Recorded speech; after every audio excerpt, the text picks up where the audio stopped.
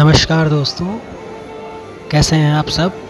उम्मीद करते हैं आप और आपके परिवार में सभी लोग स्वस्थ होंगे। दोस्तों, ये जर्नी होने वाली है लखनऊ से हरदोई के बीच चलने वाली लखनऊ मेरठ राज्य रानी सुपरफास्ट स्पेशल ट्रेन में, जहां हम लखनऊ से हरदोई के बीच पड़ने वाले लगभग सभी स्टेशनों को हमने कैप्चर किया है, जिनमें सबसे पहला आलमनगर, काकोरी, मलिहाबाद, संडीला, बालामऊ, बघौली, करना मस्जिद और हमारा लास्ट स्टॉपेज हरदोई शामिल है। तो दोस्तों, चलिए एंजॉय करिए इस जर्नी को, और वीडियो पसंद आए तो उसे लाइक, शेयर और कमेंट ज़रूर करिएगा। और वीडियो का आपको कौन सा पार्ट सबसे अच्छा लगा ये कमेंट सेक्शन में हमें ज़रूर बताइएगा। दोस्तों, जो आप अभी सीन देख रहे हैं, ये लखनऊ चारबाग को ट्रेन हमारी अभी स्किप कर रही है, और अभी हम लोग मेट्रो को क्रॉस करके आगे आलमनगर स्टेशन की ओर बढ़ रहे हैं। दोस्तों, जब ये जर्नी में कैप्चर कर रहा था तो हमारी ट्रेन का एक्सीडेंट एक गाय के साथ आलमनगर स्टेशन पे हुआ, जहाँ पे हमारी ट्रेन लगभग 80 किलोमीटर पर आवर की स्पीड से स्किप कर रही थी आलमनगर स्टेशन को, और एक गाय जो अचानक से आके इंजन से टकरा गई, और जिसकी वजह से हमारे इंजन का कन्वेयर बेल्ट टूट गया था, जिसकी वजह से हमारी गाड़ी को आलमनगर स्टेशन पे लगभग 15 मिनट का हॉल्ट लेना पड़ा। तो दोस्तों, आने वाले सीन में अभी आप देखेंगे कि किस तरह हमारी गाड़ी गाय से टकराई थी। तब तक आलमनगर और चारबाग के बीच का ये सीन आप एंजॉय करिए।